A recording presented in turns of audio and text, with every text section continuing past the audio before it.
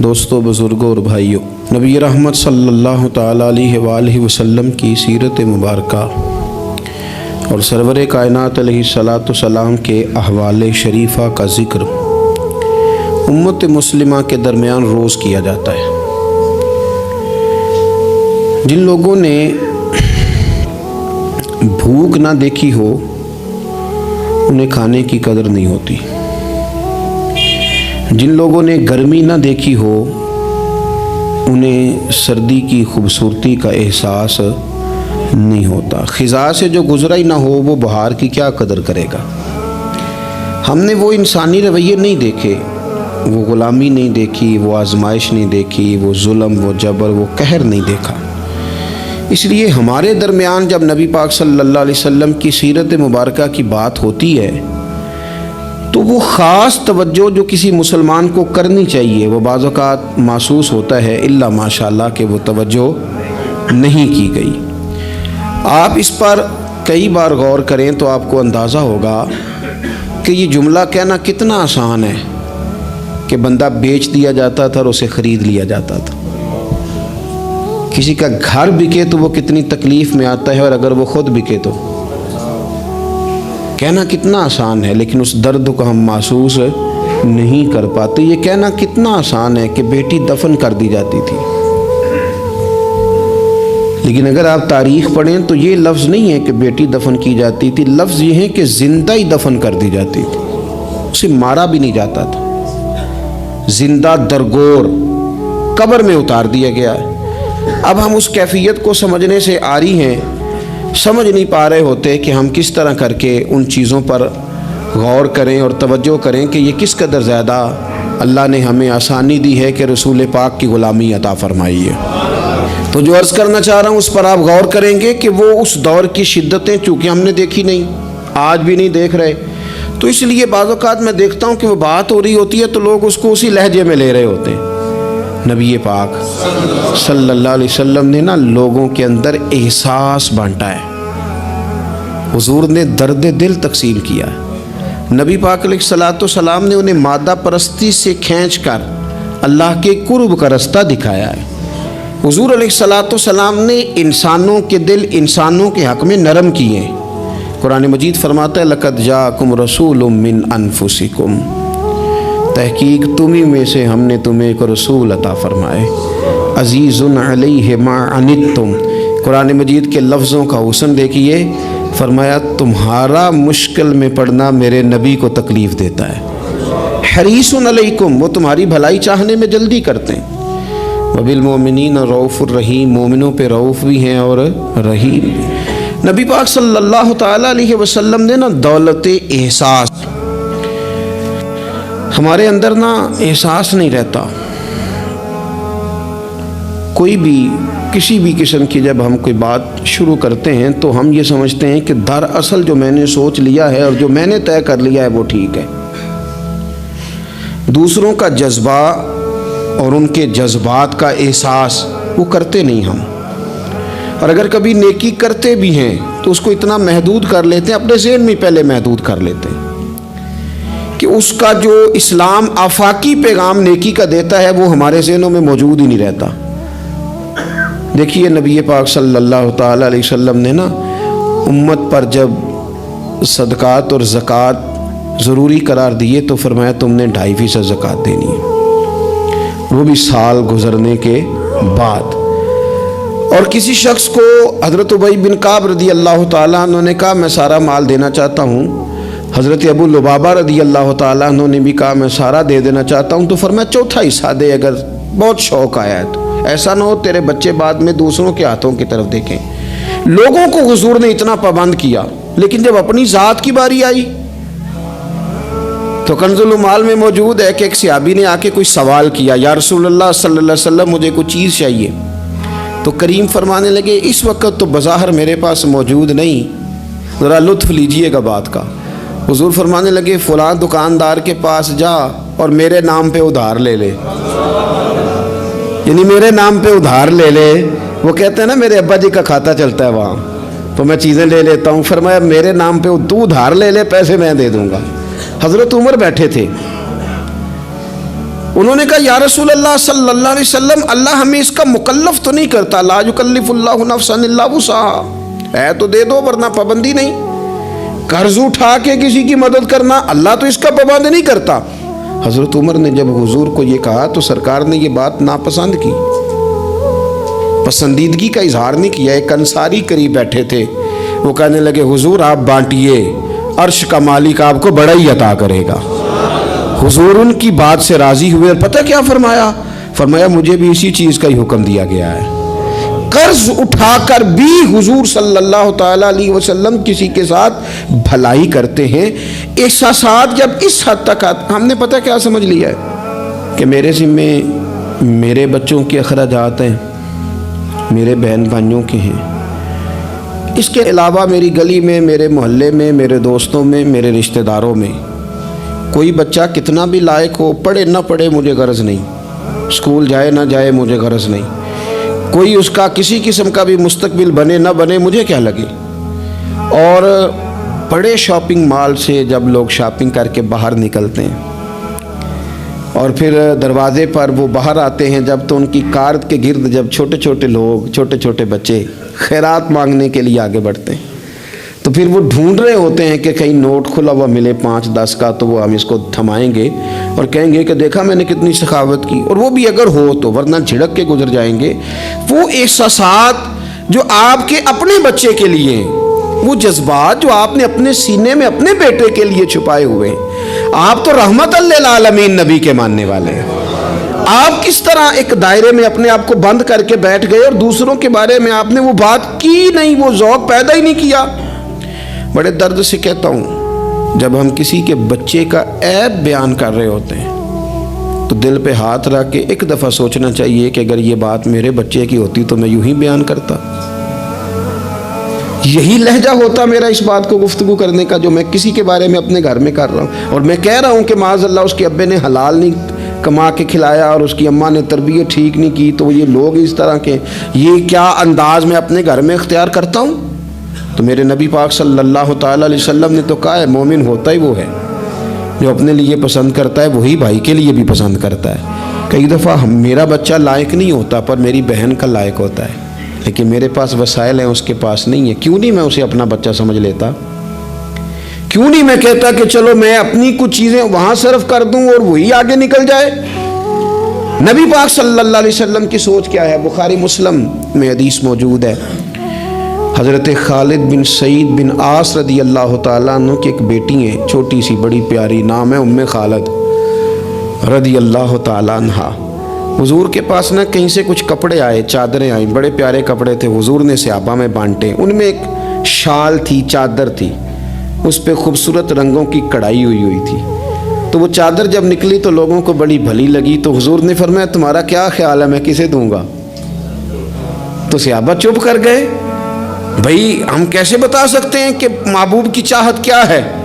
حضور نے تجسس بڑھانے کے لیے کہا کہ تمہارا کیا خیال ہے میں کسے دوں گا؟ لوگ خاموش ہو گئے تو فرمایا جاؤ کوئی ام خالد کو بلا کے لاؤ۔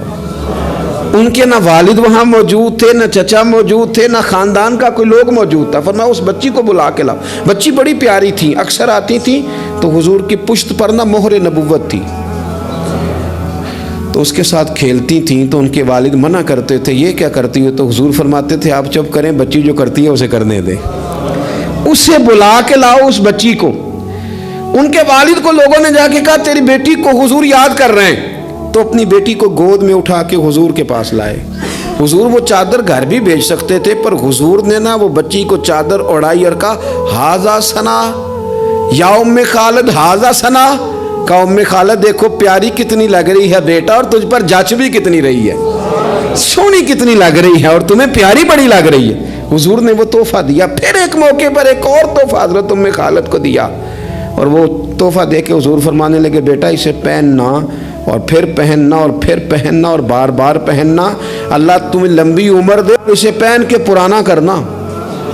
حضرت ام خالد صحابیات میں سب سے بعد میں ان کا انتقال ہوا ہے، 90 سال کے قریب عمر ہو گئی تھی، پر کہتی تھی میں نے مدینے والے کا تحفہ آج بھی سنبھال کے رکھا ہوا ہے، کیونکہ حضور صلی اللہ علیہ وسلم کے جذبات اگر حضرت حسنین کے لیے ہے، اگر اپنے عظیم عالیشان عظمتوں شانوں والے نواسوں کے لیے ہے، تو حضور صحابہ سے ہی پیار نہیں کرتے تھے، صحابہ کی اولادوں سے بھی پیار کرتے تھے، ان کی اولادوں تک حضور کی محبت کا یہ رنگ جاتا تھا۔ ہم چونکہ ترجیحی بنیادوں پر خیر خائی نہیں کرتے، کبھی کوئی آ گئی نیکی تو کر لی، وہ بھائی سارے کپڑے اپنے گھر میں بانٹنے، جو ملے گا اسے پلٹ کے اپنے گھر ہی پھینکنا ہے، کسی کا کوئی حق ہی نہ رہے ہماری دولت پر، کسی کا کوئی حق ہی نہ رہے ہماری خیر خائی پر، پلٹ پلٹ کر۔ وہ میں اکثر کہتا ہوں کہ عجیب زمانہ آ گیا نا، پیر صاحب کے گھر میں پیدا ہونے والا پیر ہے، دوسرا ہو سکتا لیڈر کا بیٹا ہی لیڈر ہے، دوسرا ہو سکتا سیاستدان کا بیٹا ہی، وہ بھئی کس نے پابندی لگا دی ہے کہ یہ کہیں اور نہیں جا سکتی؟ اور سب جگہ اللہ ماشاءاللہ، دینی لوگوں میں بھی، دنیاوی لوگوں میں بھی، سیاسی لوگوں میں بھی، سب جگہ ہر جگہ یہی ہے کہ اس کے بعد اس کا بیٹا ہی آئے گا۔ کوئی چیز باہر جانی نہیں چاہیے، جانے نہ پائے، ہر چیز گھر کے اندر رکھو، آپ نیکی کا جذبہ پیدا کریں۔ ہم نہ تھوڑا سا دوسروں سے ممتاز بن جاتے ہیں، کوئی بندہ کو نیکی کر لے تو اسے بخار چڑھ جاتا ہے کہ میں نے کی تو ہے نا، کوئی بندہ تھوڑا سا عالم ہو جائے تو وہ کہتا ہے کہ میری ساری عزت کرو، تمہیں نہیں پتا کہ میں تھوڑا پڑھا ہوں، میری طرح کے بندے بڑی جلدی وہ اوپر اٹھ جاتے ہیں۔ اسی طرح کا معاملہ افسر کا ہے، اسی طرح کا معاملہ مالدار آدمی کا ہے، خود اپنا اعزاز بنا لیتے ہیں۔ رسول پاک کی یہ شان ہے کہ اللہ نے انہیں نبیوں کا امام بنایا ہے، اور بعد از خدا بزرگ توئی قصہ مختصر۔ حضور روٹین میں تو بیٹھتے تھے، جمعے کا خطبہ دینے کے لیے تو منبر پہ آتے تھے، پر باقی صحابہ کے اندر مل جل کے بیٹھتے تھے، مل جل کے۔ ایک جہاد تھا، صحابہ کہتے ہیں واپس آ رہے تھے تو رستے میں رکے، کھانا کھانے کا ارادہ بنا، تو ظاہر ہے کھانے ہوٹلوں سے تو ملتے نہیں تھے، پکانے پڑتے تھے، تو کھانے کی تیاری ہونے لگی تو کچھ لوگوں نے کہا کہ ہم گوشت صاف کرتے ہیں، گوشت بناتے ہیں، کچھ نے کہا کہ برتن میں صاف کر کے اہتمام کرتا ہوں، کسی نے کہا کہ میں بعد میں بانٹنے کا تقسیم کرنے کی ڈیوٹی لیتا ہوں۔ سب ڈیوٹیاں لے رہے تھے تو حضور بھی بولے، فرمایا تم نے اپنے اپنے ذمے کام لے لیے ہیں، میں اس طرح کروں گا، لکڑیاں اکٹھی کر کے لاؤں گا تاکہ آگ جلا کے روٹی پکائی جا سکے۔ صحابہ کہنے لگے فدا کا روحی و قلبی، سونے دل بھی قربان، جان بھی قربان، فدا کا ابی و امی، ماں بھی قربان، باپ بھی قربان، ہم جو حاضر ہیں یہ کام کرنے کے لیے۔ تو حضور نے فرمایا میں تم سے ممتاز نہیں ہونا چاہتا، مل جل کے رہنا چاہتا ہوں تمہارے بیچ۔ آپ جب لوگوں کے بیچ وقت گزارتے ہیں تو تبھی تو ان کے دکھ سکھ کا آپ کو پتہ چلتا ہے، اور جب آپ اپنا لیول ہائی کر کے اوپر اٹھ جاتے ہیں تو پھر آپ کو کیسے پتہ چلے گا کہ عام آدمی کس تکلیف میں مبتلا ہے۔ میرے نبی پاک علیہ السلام صحابہ کیا حضور سے بات کرتے ہیں، حضور تو نبیوں کے امام ہیں، لیکن سرور کائنات علیہ السلام نے لوگوں کے بیچ رہ کے لوگوں کے ساتھ اعلیٰ نیکی کرنے کا پیغام دیا، اور نیکی کو اس کے بام عروج تک جا کر لوگوں تک اتارنے کی نبی پاک علیہ السلام نے بات کی، بام عروج تک جا کے۔ کبھی اس طرح بھی ہوتا ہے کہ سامنے والا تلخ رویہ لے کے آتا ہے، لیکن دین کے اندر آپ کو یہ حکم دیا گیا ہے کہ آپ بندہ دیکھ کے اپنا رویہ نہیں بدلیں گے، آپ یہ دیکھیں گے کہ میرے دین نے مجھے کیا پیغام دیا ہے۔ آپ جس طرح مسجد میں دیندار ہیں، بازار میں بھی اسی طرح ہی دیندار ہیں، دکان پہ بھی اسی طرح ہی دیندار ہیں، کیونکہ اسلام جہتی اور وقتی مذہب نہیں، موسمی نہیں۔ آپ یہ کریں گے کہ آپ ہر مقام پہ اللہ رسول کو پیش نظر رکھ کے آگے بڑھیں گے، اور اگر یہ نہیں ہے مزاج تو پھر معاملہ اور ہے۔ دیکھیے بدر کے دن جو لوگ آئے تھے نا مسلمانوں سے لڑنے کے لیے، تو وہ پھول لے کے نہیں آئے تھے، گھی شکر لے کے تو نہیں نا میدان میں آئے تھے، نہ ان کے پاس مٹھائیوں کے ڈبے تھے، تلواریں اور نیزے لے کے آئے تھے، اور انہوں نے باقاعدہ مقابلہ کیا، 14 مسلمانوں کو شہید کیا۔ یہ تو اللہ تعالیٰ کا کرم ہے، وَلَقَدْ نَصَرَكُمُ اللَّهُ بِبَدْرٍ وَأَنْتُمْ أَذِلَّةٌ، کہ اللہ تعالیٰ نے مسلمانوں کو کامیابی دی، مسلمانوں کے قابو آ گئے۔ اب وہ 70 بندے قیدی بنا کے لائے گئے، وہ لڑنے آئے ہیں گھر سے، پھول لے کے نہیں آئے۔ قید خانے اس طرح تو تھے نہیں جس طرح آج جیل بنی ہوئی ہے، تو مختلف صحابہ، جس کے پاس ایک کمرہ خالی تھا اس نے ایک آدمی کو گھر میں قید کیا، کسی نے 2 کو کیا، حضور نے وہ بانٹ دیے۔ حضرت مصعب ابن عمیر رضی اللہ تعالیٰ عنہ کے بھائی ابو عزیز بھی کافروں کی طرف سے لڑتے ہوئے آئے، اور باقاعدہ جھنڈا تھامے ہوئے تھے، آگے تھے، سپہ سالار بنے ہوئے تھے، وہ بھی قیدی ہو کے آئے۔ تو ایک انصاری ان کے ہاتھ باندھ رہے تھے، تو حضرت مصعب ابن عمیر قریب سے گزرے، فرمانے لگے ذرا زور سے باندھنا، اس کی ماں کے پاس بڑے پیسے ہیں، چھڑا لے گی فدیہ دے کے۔ تو ابو عزیز کہنے لگے مصعب تو میرا بھائی ہو کے اس طرح کی باتیں کرتا ہے؟ تو فرمانے لگے تجھے کس نے کہا کہ میں تیرا بھائی ہوں؟ میں تیرا نہیں بھائی، میں اس انصاری کا بھائی ہوں جو میرے مدینے والے حبیب کا کلمہ پڑھتا ہے، میرے رشتے اسلام کی بنیادوں پہ، یہ میرا بھائی ہے، زور سے مانگنا اس کو، چھڑا لے گی اس کی اماں پیسے دے کے۔ وہ کہتے ہیں میں ایک انصاری صحابی تھے حضرت ابو یسر رضی اللہ تعالیٰ، ان کے گھر میں قید تھا، زیادہ باتیں نہیں حضور نے بیان کی، بس ایک بات کی، فرمایا بھائی قیدیوں سے اچھا سلوک کرنا۔ کن سے؟ قیدیوں سے اچھا سلوک کرنا، بس حضور نے کہہ دیا۔ کہتے ہیں میں جن کے گھر قید تھا وہ غریب آدمی تھے، عرب میں کوئی بندہ تھا جو شام کو روٹی کھاتا تھا، اناج ملتا نہیں تھا، غریب لوگ کھجور کھا کے دودھ پی کے سو جاتے تھے، روٹی جب آتی تھی تو بچے دلچسپی سے لپکتے تھے کہ کھانا آیا ہے، روٹی آئی ہے۔ کہتے ہیں مجھے حضور نے جس گھر میں بندہ ہوا تھا، نبی پاک کی نصیحت تھی لوگوں کو کہ قیدیوں سے اچھا سلوک کرنا۔ ابو عزیز کہتے ہیں کہ حضرت ابو یسر رضی اللہ تعالیٰ عنہ جن کے گھر میں قید تھا، وہ سویرے مزدوری کرنے جاتے، شام تک محنت کر کے 2 روٹیاں کما کے لاتے، لیکن وہ 2 روٹیاں مجھے کھلا دیتے، اپنے بچوں کو کھجور اور دودھ پلا کے سلا دیتے۔ میں ان سے کہتا یار میں تمہارا قیدی ہوں، کوئی مہمان تھوڑا ہوں، اور پھول اور گھی شکر لے کے نہیں تلوار لے کے لڑنے آیا ہوں، یہ تمہارا کیا رنگ ہے؟ تو وہ فرماتے ہمیں لمبی باتوں کا نہیں پتا، ہمیں تو ہمارے نبی نے کہا ہے ان کے ساتھ اچھا سلوک کرنا ہے، تو لہٰذا ہم نے اچھا ہی سلوک کرنا ہے۔ ہم نے نہ کبھی قطرے پہ غور کیا اور نہ دریا دیکھا، بس جہاں تیری جھلک دیکھی وہیں ڈوب گئے، ہمیں اس سے کیا کر، حضور نے کہا اچھا سلوک کرنا ہے۔ ابو عزیز کہتے ہیں جب میں روٹی کھاتا تھا اور محنت مزدوری سے کما کے لاتے تھے اور ان کے بچے دودھ کھجور پہ گزارا کرتے تھے تو میں رویا کرتا تھا اور میں کہتا تھا جو دین کے بارے میں کفر نے بتایا تھا وہ اور تھا، جو بتایا تھا وہ اور تھا، اور جو میں نے دیکھا ہے یہ تو اور ہے، جو میں نے عملاً دیکھا ہے یہ تو اور ہے۔ آپ کے جذبات ہوں، آپ کے خیالات ہوں، آپ کی اچھائی لوگوں کو قائل کر لے۔ دیکھو میرے عزیز، آ جاتے ہیں لوگ، ان کے ذہن بنا دیے جاتے ہیں، لوگوں کو کہا جاتا ہے مولوی خطرناک ہوتے ہیں، یہ بڑا ڈرونا سبجیکٹ ہے، اس کے قریب نہ جانا۔ کہا جاتا ہے کہ جناب وہ دیندار طبقہ، کیا کریں اس نوجوان کو پتہ ہی نہیں بیچارے کو، اس کو جس طرح کسی نے گائیڈ کیا اس طرح وہ گائیڈ ہو گیا۔ اب اگر آپ کے جذبات بھی اس کے لیے جارحانہ ہوں گے تو اسے پناہ کہاں ملے گی؟ آپ کو اس کو بتانا ہے کہ بات کچھ اور ہے، رنگ کچھ اور ہے، تجھے جو پڑھایا گیا ہے وہ بات اور ہے اور یہاں وہ رنگ اور ہے۔ حضرت فضالہ بن عمیر کہتے ہیں کہ میں بھی فتح مکہ کے موقع پہ نا اپنی تلوار کو، اپنے خنجر کو تیار کر کے اور بغل میں دبا کے اور چادر اوڑھ کے گیا تھا کعبے کا طواف کرنے کہ حضور میرے قریب سے گزریں گے تو معاذ اللہ شہید کر دوں گا، لیکن اللہ نے تو غیب کے خزانوں کی کنجیاں دی ہیں نا اپنے نبی پاک کو، میں شہید کر دوں گا۔ کہتے میرے ہاتھ میں خنجر تھا، بغل میں تلوار تھی، خیال تھا طواف کرتے کرتے سارے لوگ مسجد آتے ہیں، پر یہ ضروری تو نہیں سارے اچھی نیت سے ہی آئیں، کچھ اور نیتیں لے کے بھی آتے ہیں، اپنے اپنے ارادوں سے بھی آتے ہیں۔ خنجر لے کے آیا خانہ کعبہ کا طواف کرنے، اور جب نبی کریم صلی اللہ تعالیٰ علیہ وسلم نے مجھے دیکھا، حضور جان چکے ہیں کہ میں قتل کرنے کے ارادے سے آیا ہوں، تو مجھے دیکھ کے فرمانے لگے تو فضالہ ہے؟ میں نے کہا یا رسول اللہ فضالہ ہوں، تو فرمایا بول نہ جو دل میں چھپا کے آیا ہے۔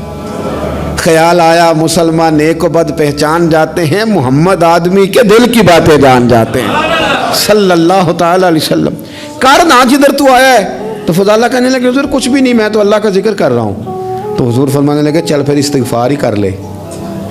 گویا حضور نے یہ نہیں کہا تو جھوٹ بول رہا ہے، بات اس طرح کی کہ تو استغفار پڑھ لے، پھر اپنی پچھلی بات سے توبہ کر لے۔ فضالہ کہتے ہیں یہ کہتے کہتے حضور نے دست کرم اٹھایا اور اپنا مقدس ہاتھ میرے سینے پہ پھیرا، سارا کفر، سارا نفاق، سارا شرک نکل گیا، مجھے کائنات میں سب سے پیارا چہرہ ہی مدینے والے رسول کا نظر آنے لگا۔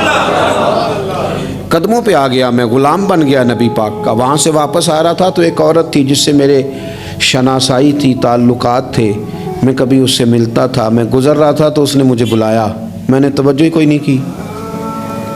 پھر کہنے لگی تو وہی فضالہ نہیں؟ میں نے کہا نہیں میں وہ نہیں، اب میں مدینے والے کا غلام بن گیا ہوں، اب میری نگاہوں میں جچتا نہیں کوئی، جیسے میرے محبوب ہیں ایسا نہیں کوئی۔ میرے رسول پاک صلی اللہ تعالی علیہ وسلم نا سامنے والے کے بارے میں رویہ دیکھیں نا، آپ ایک بات کو سمجھ لیں، اگر آپ اس کو سمجھ لیتے ہیں نا، اس میں تھوڑی سی نا وسعت آ جاتی ہے چیزوں میں۔ بڑی سخت بات بھی کو بندہ آپ کے ساتھ کر رہا ہے تو اگر آپ ایک بردبار آدمی ہیں اور آپ کوئی فضل والے ہیں، تو پھر مجھے ایک دوست نے کہا، ایک صاحب جمعہ پڑھنے آتے تھے، وہ آج کل نہیں آ رہے، تو اس کے جواب میں کئی دلائل ہو سکتے تھے، وہ بڑا مصروف ہو گیا ہے، وہ بس اسی طرح کا ہے، بے وفا نکل آیا ہے۔ تو میں نے ان سے کہا یار ہم کو اتنے بڑے لوگ ہیں کہ روز ہی کو یہاں آئے، ٹھیک ہے جب جی چاہا آ گیا، جب نہیں چاہا تو نہ آیا، اس میں کیا کوئی ایسی بات، کوئی مسئلہ نہیں، پھر کیا نہیں آیا تو پھر بھی ٹھیک ہے۔ وہ بندہ دیکھتا ہی رہ گیا میرا چہرہ۔ ایک دفعہ مجھے ایک صاحب نے آ کے کہا کہ فلاں آدمی نے آپ کے بارے میں کوئی ایسی بات کی ہے، تو میں نے ان سے کہا میں اتنا بڑا بندہ ہی نہیں، انہوں نے نہیں کی ہوگی، ان کے پاس اتنا وقت ہی نہیں ہے مجھے ڈسکس کرنے کا، میں چھوٹا آدمی ہوں، وہ مصروف آدمی ہے۔ انہوں نے کہا نہیں انہوں نے کی ہے، اور میں نے کہا نہیں انہوں نے نہیں کی۔ کہنے لگے کی ہے، میں نے اگر کی ہے تو پھر آپ میرے ساتھ ہیں کہ ان کے ساتھ ہیں؟ کہنے لگے جی تو میں آپ کے ساتھ ہوں۔ پھر میں نے کہا اگر آپ میرے ساتھ تھے تو مجھے بتانے نہ آتے، اگر آپ سمجھتے تھے کہ میں ٹھیک ہوں تو پھر میری وکالت کر دیتے۔ آپ تھوڑا نرم رہیں، تھوڑا حوصلہ کریں، چیزوں کو سہنا سیکھیں۔ اگر آپ ہر وقت رد عمل پہ تیار ہیں تو پھر تو آپ کو لوگ کمزور کر دیں گے، بزدل ہو جائیں گے۔ دنیا میں سب سے کمزور وہ بندہ ہوتا ہے جسے چڑھایا جا سکتا ہے، جس بندے کو غصہ دلایا جا سکتا ہے، جو استعمال ہو جاتا ہے وہ کمزور پڑ جاتا ہے۔ کیوں اس طرح کا لہجہ اختیار کریں کہ جس کا دل کرے کوئی نئی بات سنائے اور ہمیں استعمال کر کے گزر جائے؟ کبھی نہیں۔ آپ کا حوصلہ اتنا بڑا ہو، رنگ اتنا بڑا ہو، طبیعت اتنی بڑی ہو۔ میرے حضرت صاحب رحمۃ اللہ علیہ کے پاس ایک صاحب آیا کرتے تھے، مرید بھی ہوئے، بعد میں بگڑ گئے وہ کسی وجہ سے، آنا جانا چھوڑ دیا۔ تو حضرت قبلہ رحمۃ اللہ تعالیٰ علیہ سے لوگوں نے کہا حضور وہ نہیں آتے تو اب وہ گمراہ ہو جائیں گے۔ تو بڑی باتیں بھلی لگتی ہیں، بعض لوگ چوڑے ہو جاتے ہیں۔ تو حضرت صاحب رحمۃ اللہ علیہ فرمانے لگے اب توبہ کرو، کیوں گمراہ ہو جائیں؟ میں کوئی معیار ہدایت ہوں؟ میں کوئی معیار ہوں؟ نبی کو چھوڑ کے بندہ گمراہ ہوتا ہے، رسول کو چھوڑ کے کافر ہوتا ہے، یہ تم نے کیسی عجیب بات کر دی؟ فرمایا دعا کرو جہاں رہے رب اس پہ رحمت ہی فرمائے۔ ہم نہ دائروں میں بند ہو جاتے ہیں، ہم کہتے ہیں صرف جو میرے ساتھ ہے وہ ٹھیک ہے، تو جو باقی اربوں خربوں لوگ ہیں وہ کدھر گئے؟ آپ اپنا دل حوصلہ بڑا کریں، جب آپ کو لوگ غصہ دلانے پہ آ جائیں تو وہ آپ کو استعمال، ان کو پتہ چل جائے گا آپ استعمال کیسے ہوتے ہیں، آپ کس طرح استعمال ہوتے ہیں ان کو سمجھ آ جائے گی۔ میرے رسول پاک صلی اللہ علیہ وسلم نے پیار اس طرح کیا ہے، سیرت اس طرح بانٹی ہے کہ اس میں خیر خائی چھلکتی۔ میں نا اپنے دادا جی سے، اپنے نانا جی سے، پھر اپنے ابا جی سے، پھر اپنے محلے کے بزرگوں سے، پھر اپنے علاقے کے بڑوں سے ایک بات سنتا تھا تو میں کہتا تھا کہیں سے تو یہ آئی ہے نا، یہ ان کی اپنی پیدا کردہ تو نہیں نا۔ سادے لوگ، انگوٹھا چھاپ لوگ، اپنا نام بھی نہیں لکھ سکتے، پر وہ کہتے تھے اے تھی آ گئی ہے بوئے تھے، ہن موڑ سکتے؟ سمجھ آ رہی ہے میری بات کی؟ دروازے پہ بیٹی آ گئی ہے، اب کچھ ہو سکتا؟ یعنی کسی پارٹی سے سیاسی جنگ چل رہی ہے، لڑائی پورے عروج پہ ہے، ووٹ نہیں دینے، طے ہو گیا برادری کا فیصلہ، تو وہ الیکشن کے دنوں میں وہ بھی بڑے متحرک ہوتے ہیں، وہ پتہ کر لیتے ہیں بچی کہاں شادی ہوئی ہے، وہاں چلے جاتے ہیں، جا کے فٹافٹ چاچا جی بھی بن جاتے ہیں، بیٹا میں تیرا چاچا ہوں، میں آیا ہوں، ابا کے سامنے میری سفارش کر۔ تو بیٹیاں کئی دفعہ آ جاتی تھیں، تو اب بڑے بوڑھے کیا کہتے تو کہتے تھے بیٹی آ گئی ہے دروازے پہ، وہ کیا کریں؟ میں سوچتا تھا کہ چلو یہ بات انہوں نے پڑھی نہیں، سنی نہیں، انہوں نے سیکھی نہیں، پر یہ کوئی فیض ہے جو سینہ بسینہ آ رہا ہے، کہیں تو یہ چیز تھی جو اس طرح آئی ہے کہ یعنی سمجھدار آدمی ہے، وزادار ہے۔ وہ بیٹی کو کہہ بھی سکتا ہے کہ پتر تو سیانی نہیں، تو سمجھدار نہیں، تو وہاں نہیں جہاں میں ہوں، میں تیرا دادا ہوں، لیکن وہ یہ بات ہی نہیں کرتا، کہتا بیٹی آ گئی ہے۔ تو پھر ایک حدیث پڑھی تو سمجھ آئی کہ نہیں یہ فیض ہے رسول پاک کا، یہ بات نا مدینے کی گلی سے چلی ہے، جو گلی گلی مسلمانوں کے سینے میں جا بسی ہے۔ نبی پاک صلی اللہ تعالی وسلم کی چچا زاد بہن ہے حضرت ام ہانی، حضرت مولا علی شیر خدا رضی اللہ تعالیٰ عنہ کی سگی بہن، جن کے گھر سے حضور معراج کرنے گئے تھے۔ انہوں نے کلمہ فتح مکہ کے دن پڑھا ہے، جناب ام ہانی نے کلمہ فتح مکہ والے دن پڑھا ہے، لیکن ساری زندگی ان کے سامنے کوئی حضور کے خلاف معاذ اللہ بات نہیں کر سکا، کرنے نہیں دیتی تھی۔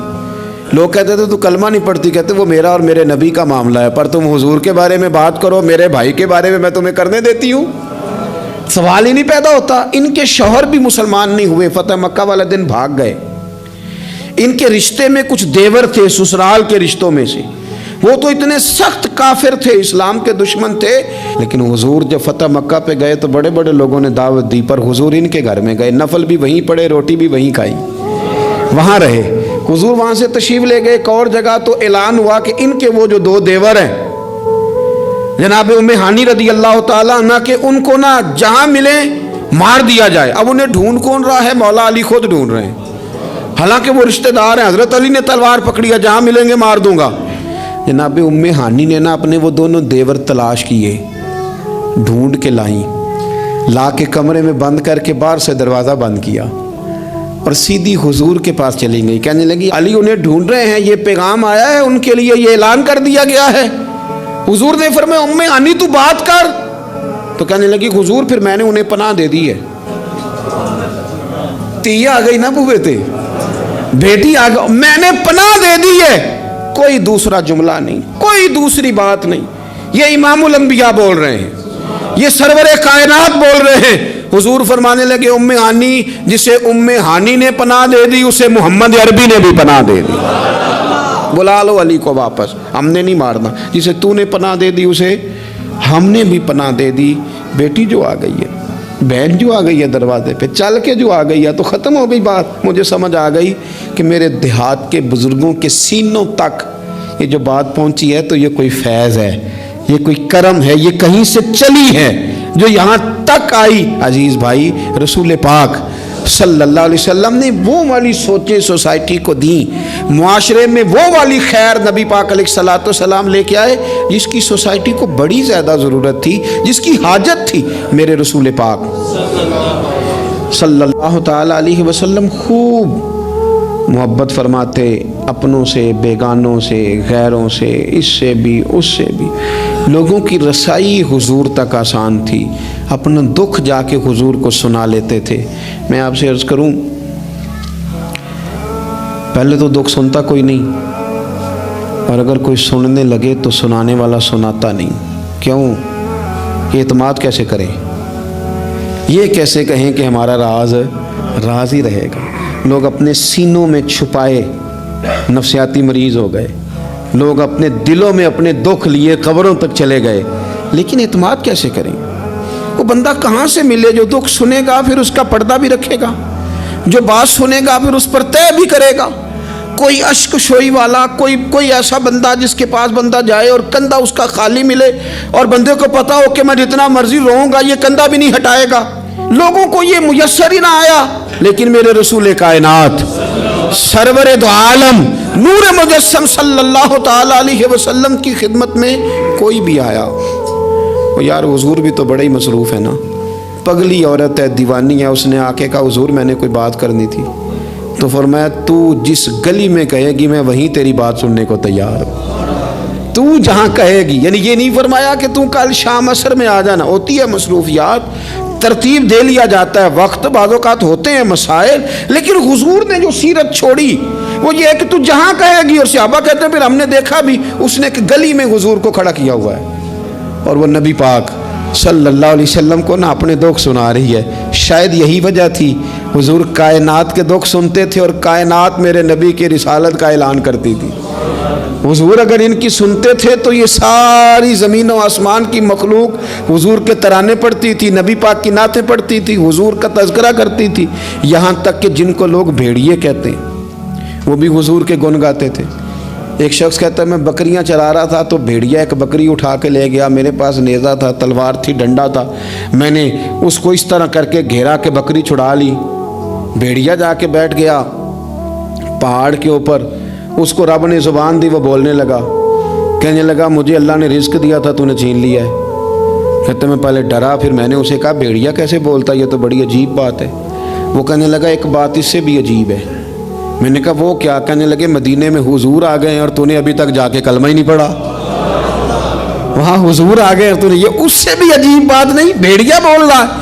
کائنات کے جب حضور نے، یہ جو پوری دنیا میں لوگوں نے یا رسول اللہ یا رسول اللہ یا رسول اللہ کی صدا بلند کی، اور یہ ذرہ ذرہ بھی عید میلاد پہ حضور کے ترانے پڑھتا نظر آیا، تو یاد رکھو حضور نے اپنی مدثر کی چادر پھیلائی ہی اتنی ہے کہ دھرتی ساری کے دکھ حضور نے سمیٹ لیے. اللہ کے رسول صلی اللہ علیہ وسلم نے اپنی چادر نور میں لے لیا سب کو.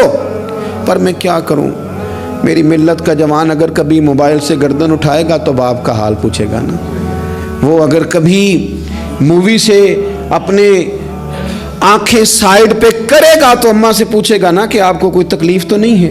اس طرح کر کے دنیاوی مشاغل اور مسائل میں ہم الجھ گئے ہیں اور کوئی فائدہ بھی نہیں اٹھا پا رہے. کچھ بھی نہیں ہے، کچھ بھی نہیں ہمارے، ہم نے کوئی نفع نہیں حاصل کیا، الجھتے ہی جا رہے ہیں. ایک تو اپنے آپ کو لوگوں کے بیچ لائیں، اپنے آپ کو بڑا سمجھنا ختم کریں، کسی کی بھی بات سنیں، کسی کو بھی، یعنی خود ہی سارا کچھ بن جانا، خود ہی بتا دینا، خود ہی اعلان کر دینا، خود بخود ہی اپنے آپ کو نیک سمجھ لینا، خود بخود ہی اپنے آپ کو بڑا جان لینا، اس سے تھوڑا سا باہر آئیں.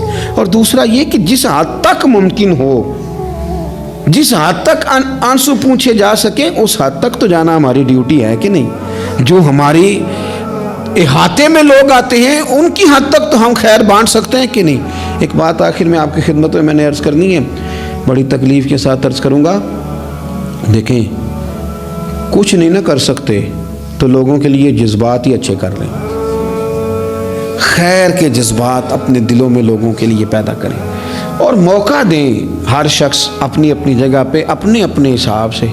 آپ نے کبھی حدیثوں کی روایت میں یہ سنا ہے کہ یہ حدیث حضرت خالد بن ولید سے مروی ہے؟ ہوں گی چند حدیث، پر چند حدیثیں کس سے مروی ہیں؟ حضرت ابو ہریرہ سے ہیں، حضرت انس بن مالک سے، حضرت عائشہ سے، ایسے ہی ہے. چلیں آپ نے وہ واقعہ سنے ہوں کہ تلوار لی تھی تو فلان جگہ پہ حضرت ابو ہریرہ نے اتنے لوگ کاٹ دیے تھے، کوئی بات ایسی سنی ہو؟ ایک آدمی میدان میں ہے وہ جہاد کر رہا ہے، ایک یہاں بیٹھا ہے وہ رسول اللہ کا دین بیان کر رہا ہے. ہر بندے کا شعبہ ہے. نہ حضرت خالد بن ولید نے یہ کہا کہ ابو ہریرہ آپ میدان میں کیوں نہیں آ رہے، اور جناب ابو ہریرہ نے نہ یہ کہا کہ آپ حدیثیں کیوں نہیں روایت کر رہے. تو ہم ایک دوسرے کے لیے جب جذبات اتنے حسین پیدا کر لیتے ہیں، دل ہم اگر حضرت ابو ہریرہ رضی اللہ تعالیٰ عنہ حضور سے وہ سارا خزانہ لے کے اندر جمع نہ کرتے تو ہم تو آج بھائی کوئی شے ہی نہ بتا پاتے لوگوں کو، کوئی چیز آتی نہ. یہ ضبط، یہ حوصلہ انہوں نے پیدا کیا تو بات آگے کی.